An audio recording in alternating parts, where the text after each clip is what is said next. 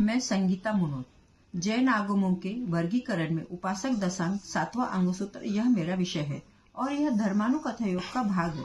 इसके नाम से ही प्रकट है, इसमें उपासक को यानी श्रावकों का कथानक है। उपासक शब्द का शाब्दिक अर्थ उप यानी समीप बैठने वाला, उप समीपे आस्ते इत्युपासक। इसके 10 अध्ययन होने से उपासक दशांग शब्द प्रयुक्त हुआ है। उपासक दशा अंग सूत्रों में एकमात्र ऐसा सूत्र है जिसमें श्रावकों के जीवनों का वर्णन आया है। इसमें भगवान महावीर स्वामी के 10 प्रमुख श्रावकों का वर्णन है। जैन धर्म में श्रावक व्रत स्वीकार करने का क्रम भी बड़ा ही वैज्ञानिक है। यह 2 प्रकार से स्वीकार किया जाता है।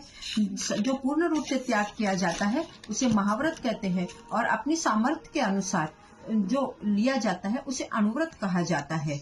यह 12 प्रकार से लिया जाता है।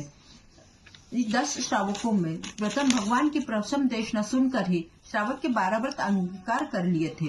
सभी श्रावक अपने अपने क्षेत्र में प्रभावशाली, संपन्न, धन, ऐश्वर्य, सुख भोग के असीम साधन उपलब्ध होते हुए भी त्याग के आदर्श प्रतीक बने।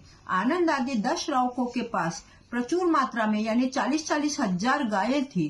500-500 हल जोते इतनी कृषि भूमि थी। इससे उस समय के कृषि प्रधान भारत और गाय गोपालन का हमें पता चलता है। इसके बाद उनके उपभोग, परिभोग, पेयक भोग आदि का जो परिणाम का जो समय के रहन सहन का पता पड़ता है। अभ्यंगन विधि, रस पाक, सहस्र पाक, तेलों का उल्लेख मिलता है। उससे उस समय के आयुर्वेदिक कितना विकसित था इस बात का हमें पता पड़ता है। प्रस्तुत आगम में 10 उपासकों में से 6 के जीवन में उपसर्ग या विघ्न आए। उनमें से 4 अंततः विघ्नों से विचलित हुए पर तत्काल संभल गए। 2 सर्वथा अविचल और अडोल रहे।